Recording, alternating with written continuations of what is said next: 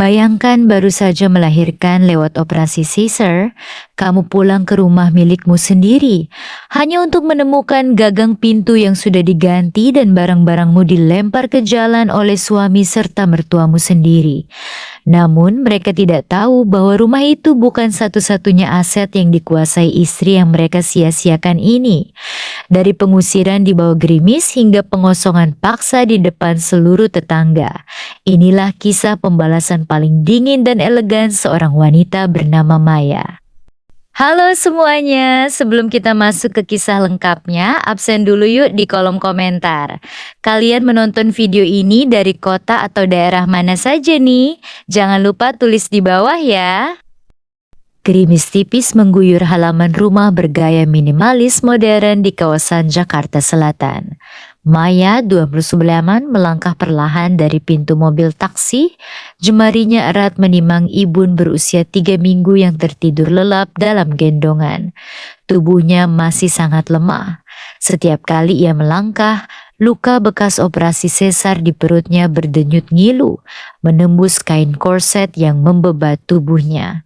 Hari ini adalah hari pertama Maya kembali ke rumah setelah dirawat intensif akibat pendarahan pasca melahirkan. Di sampingnya, Pak Mamat, sopir taksi langganannya, membantunya membawakan tas perlengkapan bayi.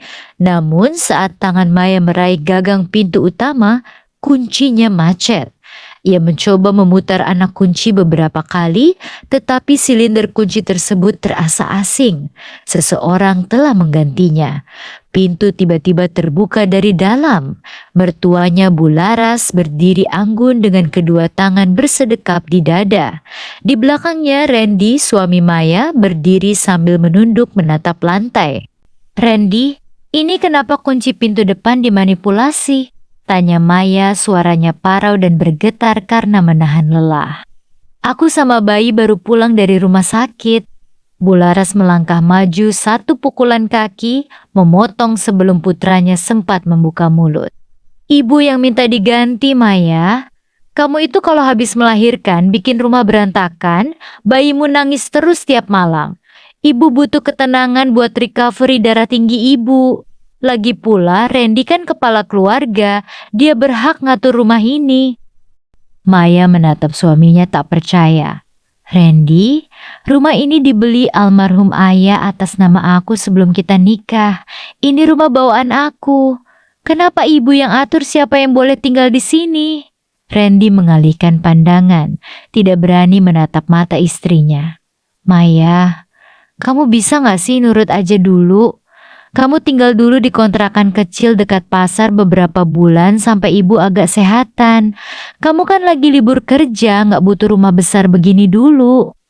"Kamu ngusir aku dan anakmu sendiri yang baru lahir dari rumahku sendiri?"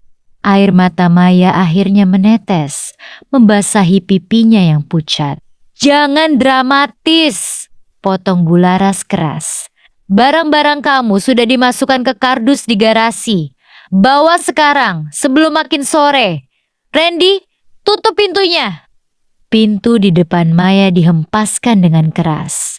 Tanpa pilihan dan demi keselamatan bayinya dari terpaan angin malam, Maya meremas jemarinya. Dengan bantuan Pak Mamat yang merasa iba, ia mengangkut 2 kardus pakaian pokoknya ke dalam taksi. Di balik jendela taksi yang tertutup embun, Maya bersumpah dalam hati bahwa ini adalah kali terakhir ia membiarkan dirinya direndahkan. Maya tidak pergi ke kontrakan kumuh yang ditunjukkan suaminya. Ia mengarahkan taksi langsung ke kediaman pamannya, Pak Hendra, seorang pengusaha senior di bidang properti, serta menghubungi konsultan hukum keluarga, Pak Aris. Malam itu di ruang kerja Pak Hendra yang tenang, Maya meletakkan seluruh dokumen legalitas yang berhasil ia amankan dari berangkas pribadinya sebelum diusir.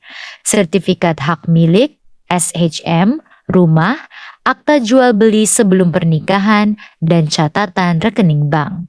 Secara hukum, rumah itu sepenuhnya hak mutlak milik kamu karena diperoleh sebelum pernikahan tanpa ada kontribusi finansial dari Randy. Terang Pak Aris setelah mengamati dokumen-dokumen tersebut. Kita bisa melayangkan gugatan pengosongan lahan dan somasi atas penguasaan tanpa hak.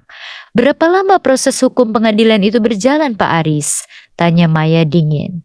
Bisa makan waktu 4 sampai 6 bulan jika mereka mengajukan perlawanan. Saya tidak mau menunggu 6 bulan, jawab Maya. Matanya kini kering tanpa sisa air mata. Saya mau mereka keluar dari rumah saya dalam hitungan minggu. Apakah saya bisa menjual rumah ini sekarang tanpa persetujuan Randy? Pak Aris tersenyum tipis. Karena statusnya harta bawaan murni, kamu punya hak 100% untuk menjualnya kapan saja tanpa perlu tanda tangan suami. Pak Hendra menepuk pelan bahu keponakannya. Paman bisa suruh anak perusahaan Paman membeli rumah itu secara tunai hari ini juga, Maya. Begitu balik nama ke holding Paman, status Randy dan ibunya di sana resmi menjadi penghuni liar yang menduduki properti perusahaan. Paman yang akan eksekusi. Lakukan Paman, tegas Maya. Sambil menunggu proses legalitas pengalihan aset selesai, Maya yang selama ini dikenal sebagai analis keuangan independen, mulai mengevaluasi portofolio investasinya. Publik tidak tahu bahwa Maya adalah salah satu pemegang saham pasif terbesar di PT Synergy Capital, perusahaan konsultansi keuangan tempat Randy bekerja sebagai manajer keuangan. Saham tersebut merupakan warisan dari almarhum ayahnya. Menggunakan aksesnya sebagai pemegang saham utama, Maya meminta tim audit internal melakukan peninjauan khusus terhadap divisi yang dipimpin Randy selama 2 tahun terakhir. 2 hari kemudian, temuan mengejutkan masuk ke surel Maya. Pak Aris, tolong periksa laporan ini, ujar Maya saat bertemu di kantor pengacaranya. Randy membuat belasan klaim perjalanan dinas fiktif, merekayasa laporan jam lembur anak buahnya dan memalsukan tagihan vendor. Total dana yang diuapkan mencapai 40 juta rupiah. Uang sebanyak itu mengalir kemana? Tanya Pak Aris penasaran. Ke rekening pribadi ibunya, jawab Maya seraya menunjukkan mutasi rekening bayangan yang ditemukan tim audit. Uang kantor itu dipakai untuk membiayai gaya hidup Bularas, membeli perhiasan emas, membayar DP mobil baru, hingga memanjakan adik-adik Randy. Dia menguras uang perusahaan demi menutupi kesombongan keluarganya. Tepat 3 minggu setelah hari pengusiran, 2 truk pengangkut barang dan 3 petugas kepolisian mendatangi rumah minimalis di Jakarta Selatan tersebut. Pak Aris dan jurusita dari perusahaan Pak Hendra berdiri di depan pagar. Bularas keluar dari pintu depan dengan wajah merah padam, masih mengenakan daster mewahnya. Apa-apaan ini? Siapa yang berani bawa polisi dan orang-orang kasar ke rumah anak saya? Pak Aris melangkah maju dengan tenang, menyerahkan surat penetapan resmi dan salinan sertifikat kepemilikan yang baru. Selamat siang Ibu Laras, rumah ini telah dipindah tangankan secara sah kepada PT Citra Nusantara. Berdasarkan hukum, Anda dan Saudara Randy diberikan waktu 30 menit untuk mengosongkan tempat ini. Randy yang baru saja tiba dari kantor karena ditelepon ibunya, langsung panik. Ia mematikan mesin mobilnya dan menatap Pak Aris dengan amarah campur cemas. Ia segera menelepon Maya. Maya, kamu gila ya? Kamu jual rumah ini tanpa izin aku. Kita ini suami istri, teriak Randy histeris saat sambungan telepon terhubung. Maya sengaja menyalakan mode speaker. Sertifikat itu atas nama saya sebelum kita menikah, Randy, jawab Maya dari ujung telepon. Suaranya terdengar sangat tenang. Kamu tidak punya hak sepeser pun atas properti itu. Waktumu tersisa 20 menit sebelum petugas memindahkan barang-barangmu ke trotoar. Maya, ini ibu. Kamu anak durhaka, jerit Bularas memotong. Ibu bukan ibu kandung saya, dan rumah itu bukan tempat penampungan gratis, balas Maya dingin sebelum mematikan telepon. Tetangga sekitar mulai keluar dari rumah mereka, berbisik-bisik menyaksikan Bularas menangis histeris saat sofa, TV berlayar lebar dan lemari pakaian mereka diangkut keluar dan ditaruh begitu saja di pinggir jalan raya. Reputasi sebagai keluarga terpandang yang selama ini dibanggakan Bularas hancur seketika di mata publik. Keesokan harinya, Randy melangkah ke kantor dengan mata sembab dan pakaian kusam. Ia baru saja menyewa kontrakan sempit satu kamar untuk menampung ibunya dan barang-barang mereka yang berserakan. Namun, penderitaannya belum selesai.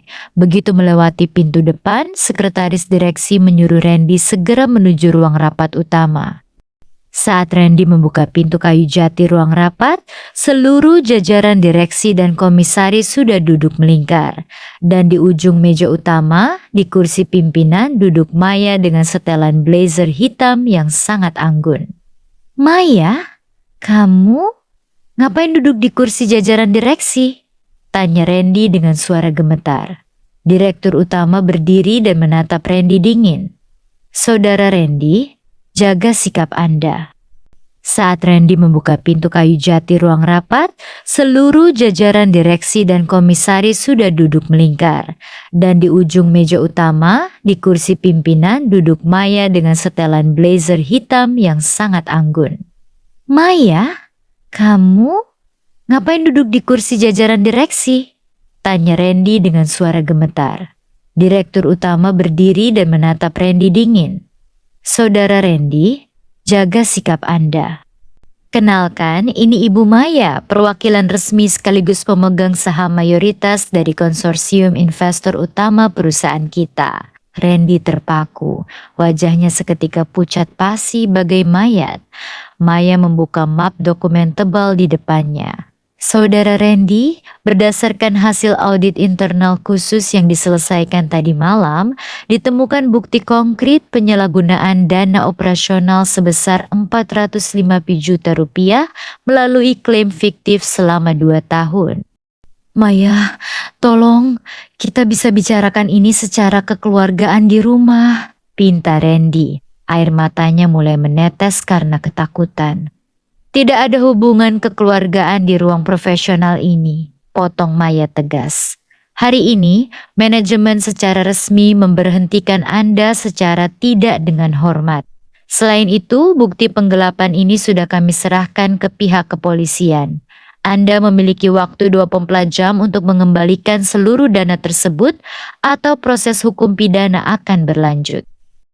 6 bulan kemudian, Randy dan Bularas terpaksa menjual seluruh aset yang tersisa, termasuk mobil baru Bularas, perhiasan, hingga menguras tabungan masa depan mereka untuk melunasi kerugian perusahaan demi menghindarkan Randy dari hukuman penjara. Tanpa pekerjaan, memiliki catatan buruk di industri keuangan, dan ditanggung beban hutang, Randy kini hanya bekerja sebagai staf administrasi lepas dengan penghasilan yang hanya cukup untuk membayar kontrakan sempit di pinggiran kota. Bularas yang tak lagi bisa bersikap sombong kini harus mengurus rumah sendiri tanpa pembantu. Sementara itu, Maya meresmikan kantor studio arsitektur dan perencanaan properti miliknya, Design of Property. Di ruang kerjanya yang luas dan terang, Maya memangku putrinya yang kini tumbuh sehat dan menggegas berkas proyek baru dengan senyum penuh kedamaian. Ia tidak membalas dendam dengan caci maki atau emosi, melainkan dengan ketegasan hukum, kemandirian finansial, dan kelas yang tak tertandingi. Bagaimana menurut kalian kisah pembalasan Maya ini?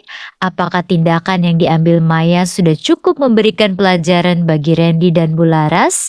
Tulis pendapat kalian di kolom komentar ya. Jangan lupa untuk tekan tombol like, share video ini ke teman-teman kalian, dan subscribe serta nyalakan lonceng notifikasinya agar kalian tidak ketinggalan kisah-kisah inspiratif dan penuh cerita kehidupan menarik lainnya di saluran ini. Terima kasih sudah menonton dan sampai jumpa di video berikutnya.